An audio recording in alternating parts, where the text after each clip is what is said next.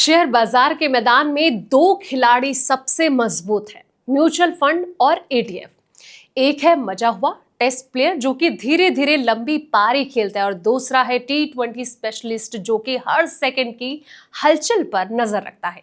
अगर आप भी कंफ्यूज है दोस्तों कि अपनी टीम में किसे जगह दे तो ये वीडियो आपके लिए बहुत खास होने वाला है।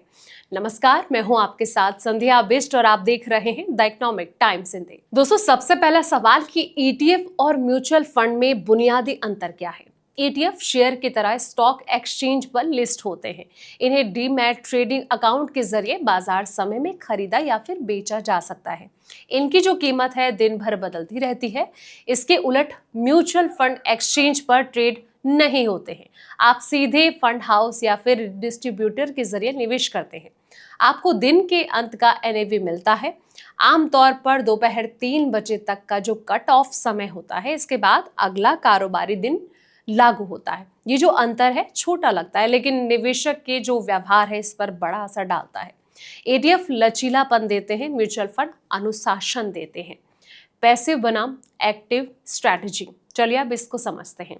दोस्तों, ETF आमतौर पर किसी इंडेक्स को ट्रैक करते हैं, जैसे कि निफ्टी 50।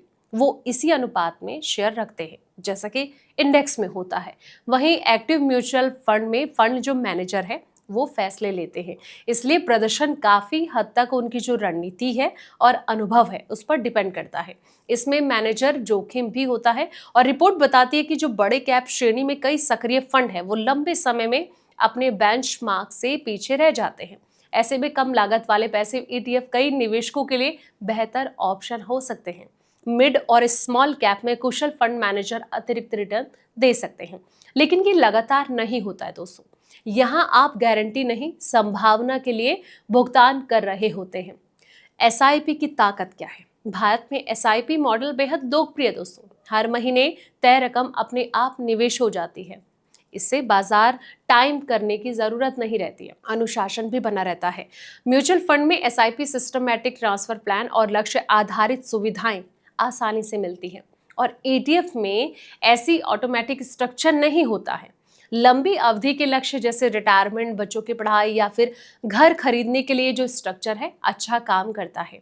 ETF कम खर्च वाले होते हैं। कई इंडेक्स जो हैं ETF का जो खर्च है अनुपात 0.05 से लेकर 0.2% तक होता है। इसके मुकाबले सक्रिय फंड 0.5 से लेकर 2% तक शुल्क ले सकते हैं। पहली नजर में ये अंतर छोटा लगता है, लेकिन 15 से 20 साल में यही जो अंतर है आपके अंतिम कोष पर बड़ा असर डालता है। कम खर्च का मतलब है कि बाजार से मिलने वाला ज्यादा रिटर्न आपके पास रहता है। हालांकि ETF में ब्रोकरेज और बिड ऑस्क स्प्रेड भी देना होता है। कम लिक्विड और ETF में ये लगातार जो चुपचाप रिटर्न है वो घट सकता है। तो ये आप पे डिपेंड करता है कि आपको अपना निवेश कहाँ करना है, लेकिन एक्सपर्ट की सलाह भी आप जरूर लेते रहें। फिलहाल इस वीडियो में इतना ही। ऐसे तमाम वीडियोस के लिए आप देखते रहें द इकोनॉमिक टाइम्स हिंदी।